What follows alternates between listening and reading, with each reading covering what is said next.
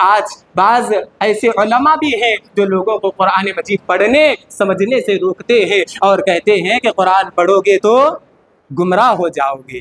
یقیناً میرے بھائیوں بڑے افسوس کی بات ہے، یہ قرآن مجید پڑھنے اس لیے نہیں دیتے کہ قرآن مجید ہم پڑھیں گے سمجھیں گے شرک سے دور ہو جائیں گے، قرآن مجید پڑھیں گے توحید سے قریب ہوں گے، قرآن مجید پڑھیں گے اور اسے سمجھیں گے اللہ کے نبی صلی اللہ علیہ وسلم کی سنت کی اہمیت معلوم ہوگی، قرآن مجید پڑھیں گے اسے سمجھیں گے تو بدعات سے ہم اور آپ دور ہوں گے۔ یہی وجہ ہے کہ یہ لوگ ہمیں قرآن مجید پڑھنے سے روکتے ہیں۔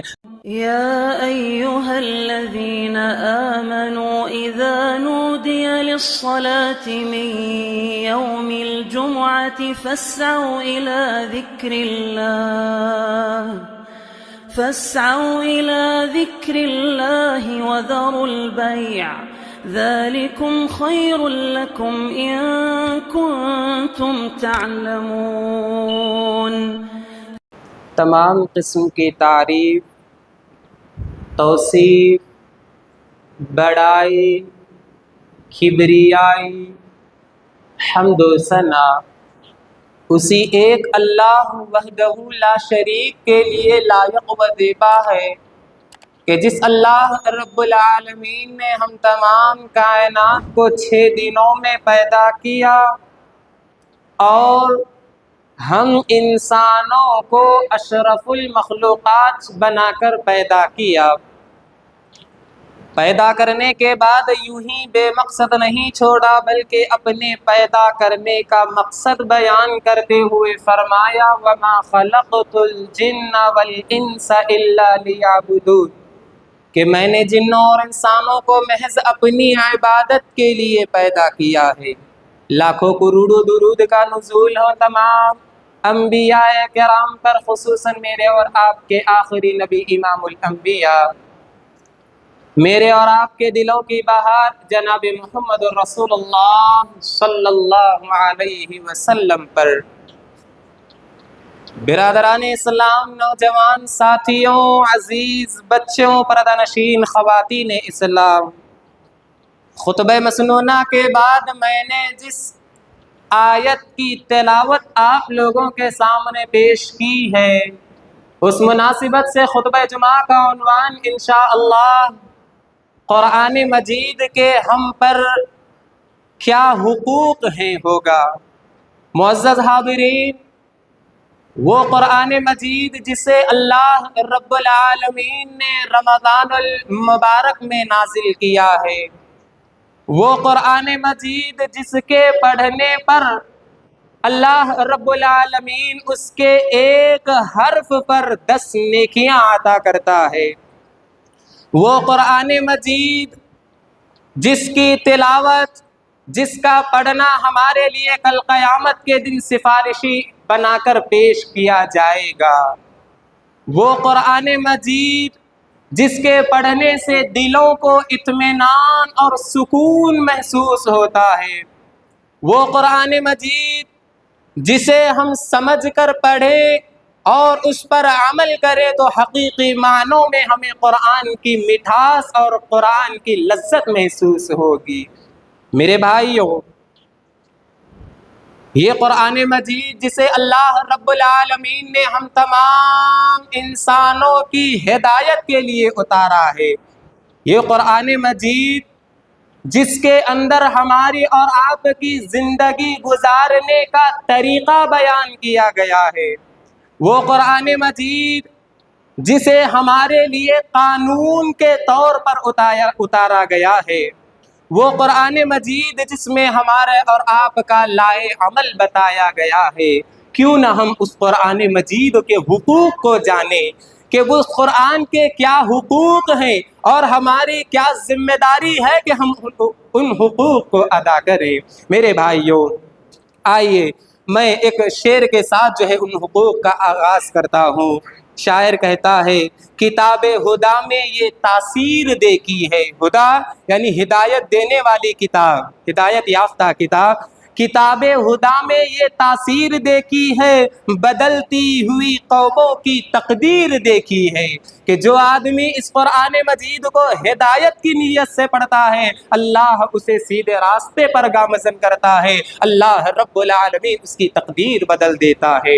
میرے بھائیو، آئیے سب سے پہلا حق میں آپ کے سامنے بیان کرتا چلو۔ قرآن مجید کا سب سے پہلا حق یہ ہے کہ قرآن مجید پر ہم ایمان لائیں، اور اس ایمان لانے کی شکل و صورت کیا ہے کہ صرف یہ نہیں کہ قرآن اللہ کا کلام ہے، بلکہ ہم اپنی زبان سے اقرار کریں کہ یہ اللہ رب العالمین کی طرف سے نازل کردہ کلام اور قرآن ہے، اور ساتھ ہی ساتھ دل سے یہ یقین کرے، شک و شبہ نہ ہو کہ ہو سکتا ہے اللہ نے نازل کیا ہے یا نہ کیا ہے، ہو سکتا ہے اسے کس نے لکھا ہے، بلکہ ہمارا یہ یقین ہونا چاہیے کہ اللہ رب العالمین نے جن الفاظ کے ساتھ قرآن مجید کو نازل کیا ہے وہ قرآن مجید ہمارے اور آپ کے درمیان ہے۔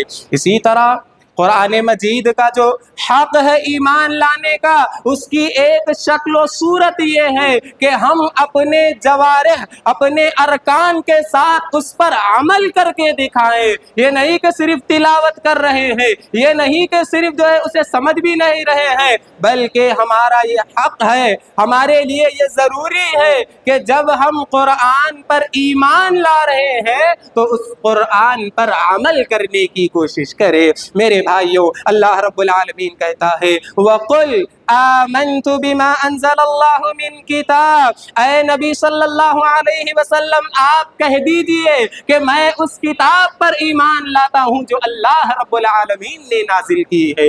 تو میرے بھائیو، ہماری کیا ذمہ داری ہے کہ ہم اس قرآن مجید پر ایمان لائیں، اور ہمارا یہ ایمان ہونا چاہیے جس طرح اللہ کے نبی صلی اللہ علیہ وسلم کا ایمان تھا، جس طرح صحابہ کرام کا ایمان تھا۔ آمن الرسول بما انزل الیہ من ربہ والمؤمنون، کہ رسول بھی ایمان لاتا ہے اس چیز پر جسے اس کے رب نے نازل کیا ہے، والمؤمنون، اور ایمان والے بھی اس پر ایمان لاتے ہیں۔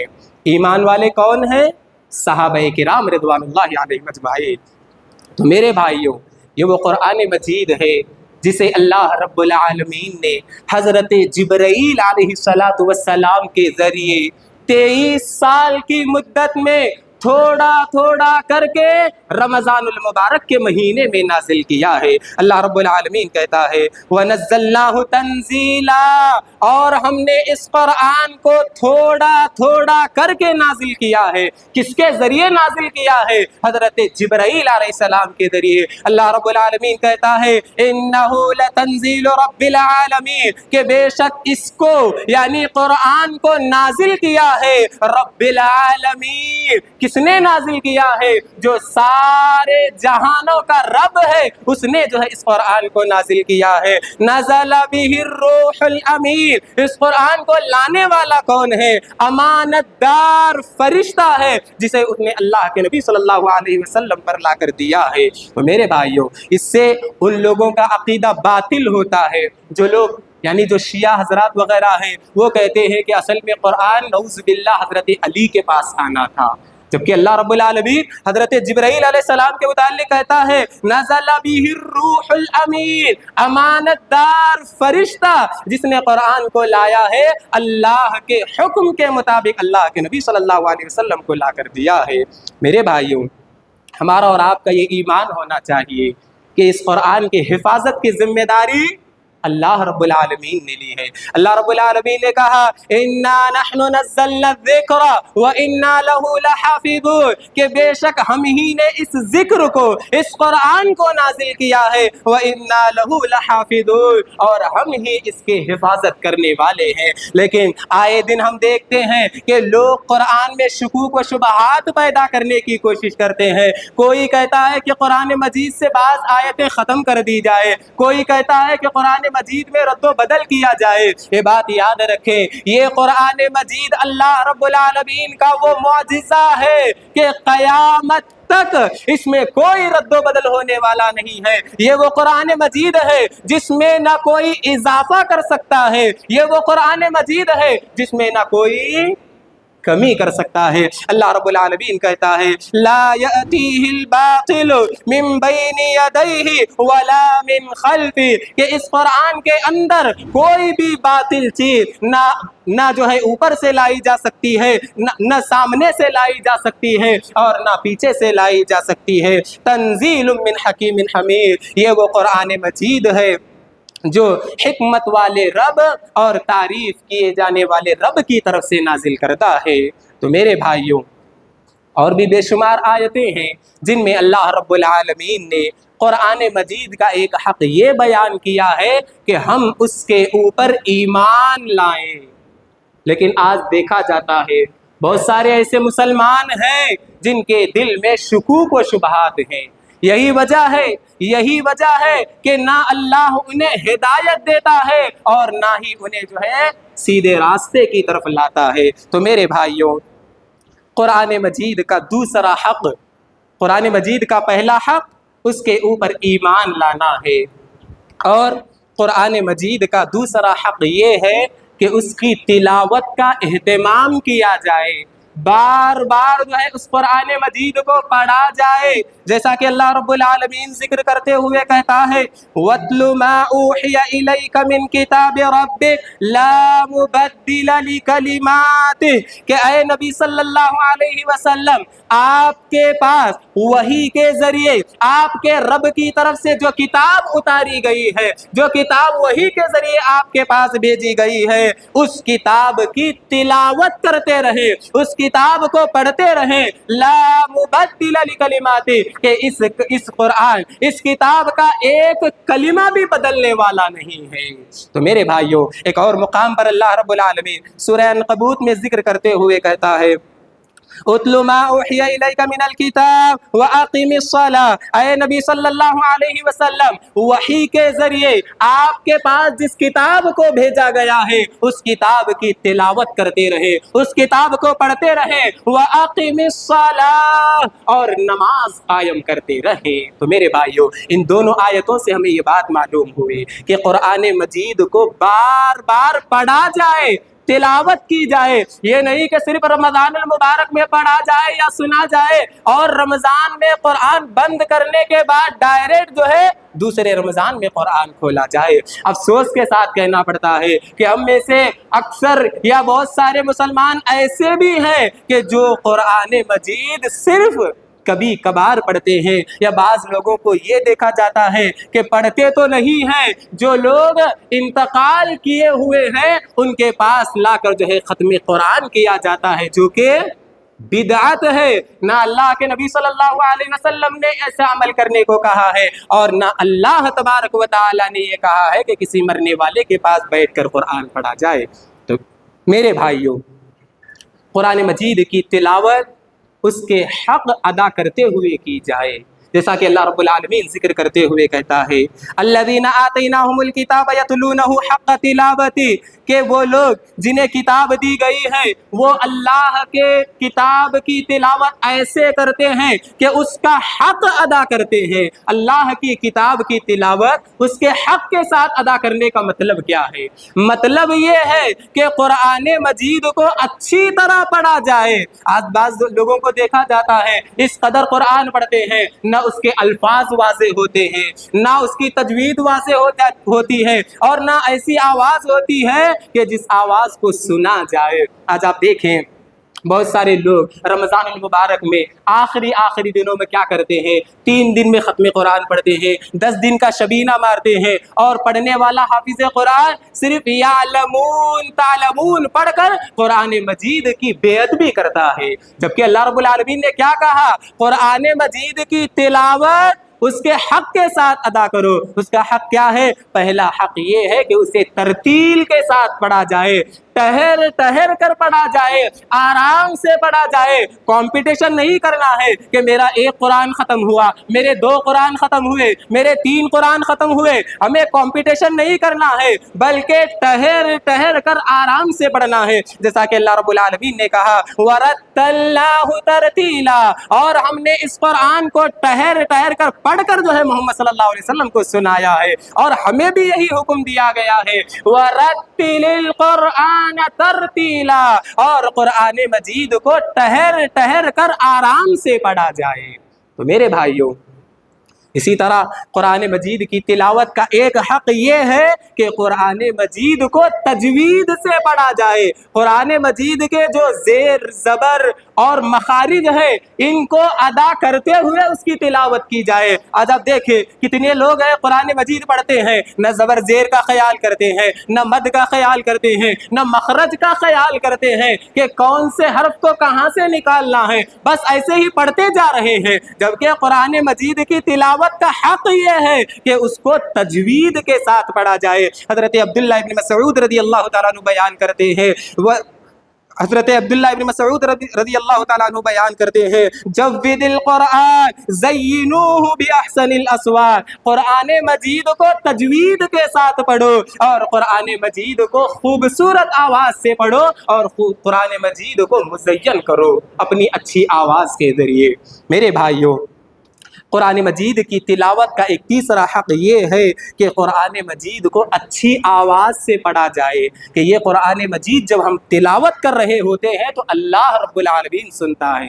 یہ قرآن مجید جب ہم پڑھتے ہیں تو فرشتے اللہ کی رحمت لے کر جو ہے آ رہے ہوتے ہیں۔ یہ قرآن مجید جب ہم پڑھتے ہیں تو وہ مصلی یا وہ لوگ جنہیں علم نہیں ہے وہ سنتے ہیں۔ اگر ہم خوبصورت آواز میں پڑھتے ہیں تو کتنی دعائیں دیں گے ہمیں، لیکن ہم تراویح میں بعض جگہ دیکھتے ہیں ایسی تیزی سے پڑھتے ہیں کہ نہ پڑھانے والے کو سمجھ میں آتا ہے نہ سننے والوں کو سمجھ میں آتا ہے۔ کتنے افسوس کی بات ہے۔ بہرحال اللہ کے نبی صلی اللہ علیہ وسلم نے فرمایا زین القرآن باصواتکم، قرآن مجید کو اپنی آواز کے ذریعے مزین کرو، خوبصورت آواز میں پڑھو تاکہ سننے والے کو بھی جو ہے اطمینان اور سکون ہو۔ اسی طرح ایک اور حدیث میں اللہ کے نبی صلی اللہ علیہ وسلم نے فرمایا لیس منا من لم یتغن بالقرآن، کہ وہ شخص ہم میں سے نہیں ہے جو قرآن مجید کو اچھی آواز میں نہیں پڑھتا۔ اللہ اکبر۔ یعنی اللہ کے نبی صلی اللہ علیہ وسلم نے کہا کہ وہ آدمی جو قرآن کو اچھے انداز سے نہیں پڑھتا، خوبصورت آواز میں نہیں پڑھتا، وہ شخص ہم میں سے نہیں ہے۔ ہاں البتہ اس بات کا خیال رکھا جائے کہ جب ہم اچھی آواز میں تلاوت کر رہے ہیں تو اللہ کے لیے پڑھنے کی نیت ہو، یہ نہیں کہ میری آواز کی لوگ تعریف کریں، یہ نہیں کہ لوگ جو ہے میری تعریف کے پل باندھے کہ ان کی بہت خوبصورت آواز ہے، بلکہ پڑھنے والے کی نیت صرف اور صرف اللہ رب العالمین کو خوش کرنے کی ہو۔ اسی طرح بے شمار حدیثیں ہیں، صرف 2 حدیثیں میں نے آپ کے سامنے پیش کی ہیں اور جو ہے اسی سے جو ہے اپنی بات کو ختم کرتا ہوں۔ پہلا حق قرآن مجید پر ایمان لانا ہے، دوسرا حق قرآن مجید کی تلاوت کرنا ہے، بار بار جو ہے قرآن مجید کو پڑھنا ہے۔ اسی طرح قرآن مجید کا ایک تیسرا حق یہ ہے کہ قرآن مجید میں غور و فکر کیا جائے، قرآن مجید کو سمجھا جائے کہ قرآن مجید میں اللہ رب العالمین نے کیا کہا ہے، قرآن مجید کو سمجھ کر پڑھنے کی کوشش کی جائے۔ اب دیکھیں اللہ رب العالمین نے قرآن مجید میں ذکر کرتے ہوئے کہا اِنَّا جَعَلْنَاهُ قُرْآنًا عَرَبِيًّا لَعَلَّكُمْ تَعْقِلُونَ، بے شک ہم نے اس قرآن کو نازل کیا ہے عربی زبان میں۔ کیوں عربی زبان میں نازل کیا؟ لَعَلَّكُمْ تَعْقِلُونَ، تاکہ تم جو ہے اس قرآن کو سمجھ سکو۔ تو اللہ نے قرآن مجید کو سمجھنے کے لیے نازل کیا ہے، لیکن ہم اور آپ صرف جو ہے سرسری طور پر پڑھتے ہیں، ختم کرتے ہیں، بند کر کے جو ہے رکھ دیتے ہیں۔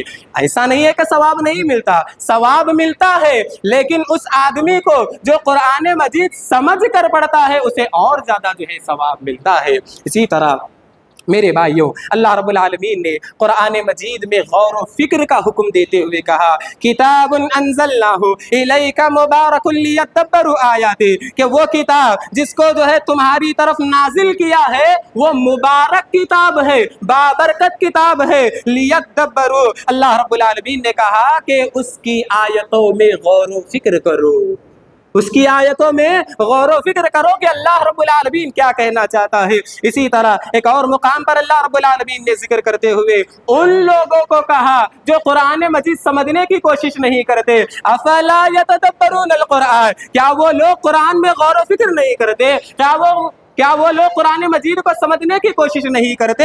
ام علی قلوب اقفالها، کیا ان کے دلوں پر تالے لگے ہوئے ہیں؟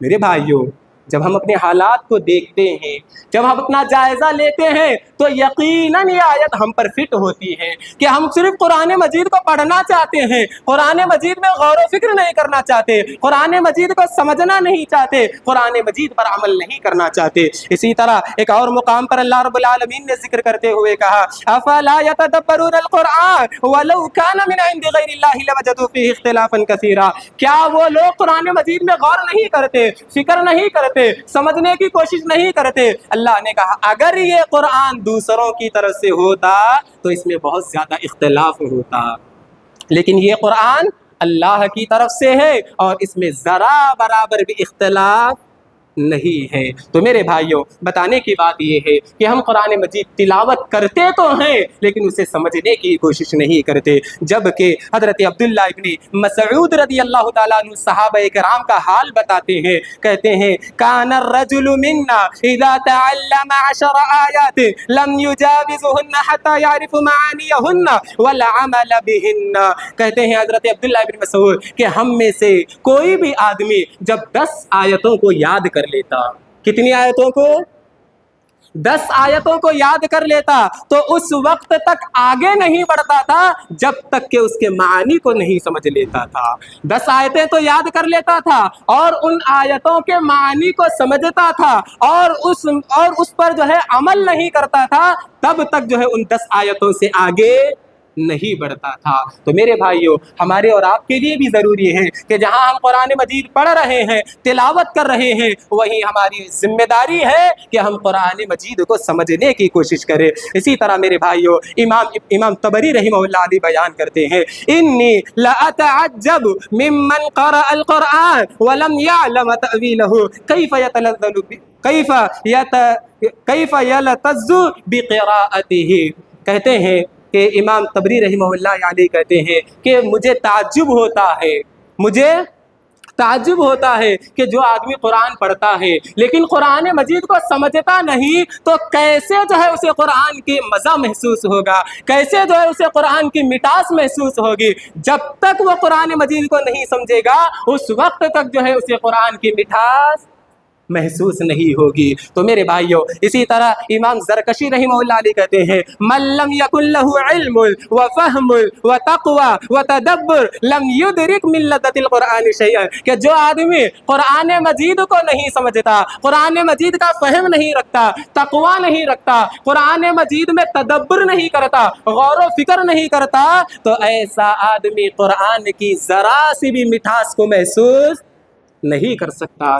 تو مطلب کیا ہے؟ بتانے کی بات یہ ہے کہ ہم قرآن مجید کو سمجھنے کی کوشش کریں۔ اسی طرح امام ابن تیمیہ رحمہ اللہ علیہ بیان کرتے ہیں من قرأ القرآن وتدبر طالبا للہدى تبین له طریق الجنہ، کہ جو آدمی قرآن مجید کو پڑھتا ہے، اس میں غور و فکر کرتا ہے، اس کو سمجھتا ہے اور اس کی یہ نیت ہوتی ہے کہ وہ اس کے ذریعے ہدایت کو طلب کرتا ہے کہ میں یہ پڑھ رہا ہوں، اس کے ذریعے مجھے ہدایت ملے، یہ میں پڑھ رہا ہوں اس پر میں عمل کروں، یہ میں پڑھ رہا ہوں اللہ نے جن باتوں سے منع کیا ہے میں اس سے رکنے کی کوشش کروں، یعنی ہدایت کا طلبگار ہوتا ہے، تبین له طریق الجنہ، اللہ اس کے لیے جنت کے راستے کو واضح کر دیتا ہے اور کھول دیتا ہے۔ تو میرے بھائیوں، قرآن مجید کو ہم اور آپ سمجھ کر پڑھیں، لیکن افسوس کے ساتھ کہنا پڑتا ہے کہ آج بعض ایسے علماء بھی ہیں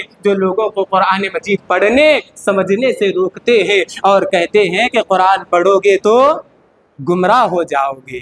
یقیناً میرے بھائیوں، بڑے افسوس کی بات ہے، یہ قرآن مجید پڑھنے اس لیے نہیں دیتے کہ قرآن مجید ہم پڑھیں گے، سمجھیں گے، شرک سے دور ہو جائیں گے، قرآن مجید پڑھیں گے توحید سے قریب ہوں گے، قرآن مجید پڑھیں گے اور اسے سمجھیں گے اللہ کے نبی صلی اللہ علیہ وسلم کی سنت کی اہمیت معلوم ہوگی، قرآن مجید پڑھیں گے، اسے سمجھیں گے تو بدعات سے ہم اور آپ دور ہوں گے۔ یہی وجہ ہے کہ یہ لوگ ہمیں قرآن مجید پڑھنے سے روکتے ہیں۔ تو بہرحال میرے بھائیوں، قرآن مجید کا پہلا حق اس پر ایمان لانا، قرآن مجید کا دوسرا حق بار بار اسے پڑھنا، بار بار اس کی تلاوت کرنا، قرآن مجید کا تیسرا حق قرآن مجید کو سمجھنا، غور و فکر کرنا۔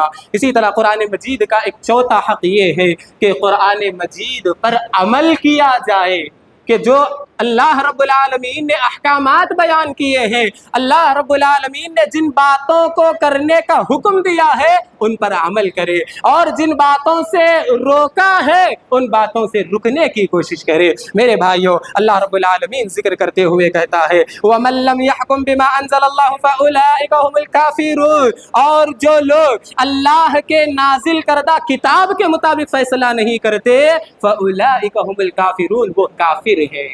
اللہ اکبر۔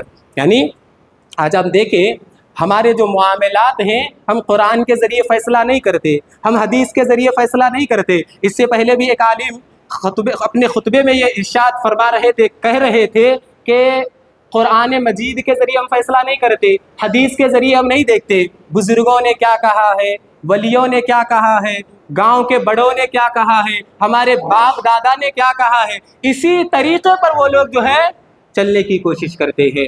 جبکہ اللہ رب العالمین نے کہا تم فیصلہ کرو تو اللہ کی کتاب کے مطابق فیصلہ کرو، اگر اس کا انکار کرتے ہو فَأُولَٰئِكَ هُمُ الْكَافِرُونَ، تو تم جو ہے کافر ہو جاؤ گے۔ اسی طرح میرے بھائیوں، ہم دیکھیں اللہ کے نبی صلی اللہ علیہ وسلم کی پوری زندگی قرآن مجید کے جیسی تھی۔ حضرت عائشہ رضی اللہ عنہا سے پوچھا گیا اللہ کے نبی صلی اللہ علیہ وسلم کے اخلاق کیسے تھے؟ حضرت عائشہ رضی اللہ عنہا نے کہا کان خلقہ القرآن، کہ اللہ کے نبی صلی اللہ علیہ وسلم کے اخلاق گویا قرآن جیسے تھے، یعنی جیسے جیسے قرآن کہتا تھا ویسے ویسے اللہ کے نبی صلی اللہ علیہ وسلم عمل کیا کرتے تھے۔ لیکن ہمارا حال دیکھیے کہ ہم قرآن مجید پر ایمان لاتے ہیں، ہم قرآن مجید کی تلاوت کرتے ہیں، ہم قرآن مجید کو سمجھتے بھی ہیں، اگر سمجھ نہیں آتی تو علماء کے ذریعے سمجھتے ہیں، لیکن جب عمل کا موقع آتا ہے تو ہم اور آپ جو ہے اب پیچھے ہٹ جاتے ہیں۔ اسی طرح میرے بھائیوں، حضرت امام حسن بصری رحمہ اللہ علیہ کہتے ہیں امر الناس ان يعملوا بالقرآن فاتخذوا تلاوته عملا، کہتے ہیں حضرت حسن بصری رحمہ اللہ علیہ لوگوں کو تو حکم دیا گیا تھا کہ وہ قرآن مجید پر عمل کرے، لیکن لوگوں نے کیا سمجھا فاتخذوا تلاوته عملا، اس کی تلاوت ہی کو وہ عمل سمجھ بیٹھے، یعنی قرآن مجید صرف پڑھیں گے تو یہ کافی ہے، یہی سمجھ لیا انہوں نے، عمل کرنے کی ضرورت انہوں نے محسوس نہیں کی، جبکہ اللہ نے قرآن مجید کو نازل کیا ہے تو اس پر عمل کرنے کے لیے۔ اسی طرح میرے بھائیوں، ایک حدیث میں بارہا آپ کو سناتا ہوں، جو لوگ قرآن مجید پڑھتے ہیں لیکن عمل نہیں کرتے ان کی سزا کیا ہے، ان کی سزا کیا ہے؟ بڑی لمبی حدیث ہے، میں نے جو ہے کئی مرتبہ آپ کے سامنے بیان کیا ہے۔ اللہ کے نبی صلی اللہ علیہ وسلم بیان کرتے ہیں کہ اس آدمی کا سر پھوڑا جا رہا تھا جو آدمی قرآن مجید پر عمل نہیں کرتا۔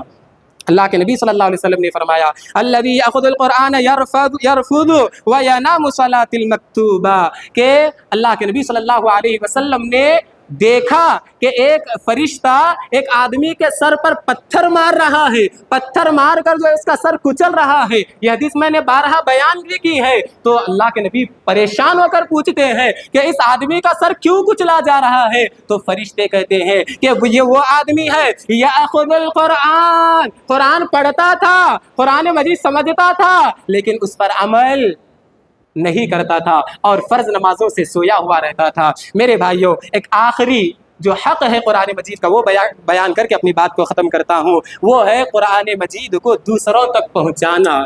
قرآن مجید کی جو دعوت ہے اس دعوت کو دوسروں تک پہنچانا، جیسا کہ اللہ رب العالمین نے کہا یا ایھا الرسول بلغ ما انزل الیک من ربک، اے رسول صلی اللہ علیہ وسلم آپ اس چیز کو دوسروں تک پہنچائیے جسے آپ کے رب نے آپ پر نازل کیا ہے۔ وَإِن لَّمْ تَفْعَلْ فَمَا بَلَّغْتَ رِسَالَتَهُ، اگر آپ نے ایسا نہیں کیا تو آپ اپنی رسالت کا حق ادا نہیں کیے۔ وَاللَّهُ يَعْصِمُكَ مِنَ النَّاسِ، اللہ رب العالمین آپ کو لوگوں سے بچائے گا، کوئی آپ کو تکلیف نہیں دے گا، آپ کو نقصان نہیں پہنچائے گا۔ اس آیت میں اللہ رب العالمین نے کہا اے نبی صلی اللہ علیہ وسلم آپ قرآن کو دوسروں تک پہنچائیے۔ اسی طرح اللہ کے نبی صلی اللہ علیہ وسلم نے فرمایا بلغوا عنی ولو آیہ، کہ تم جو ہے مجھ سے جو لے رہے ہو گرچہ وہ ایک آیت ہی کیوں نہ ہو وہ دوسروں تک پہنچاؤ۔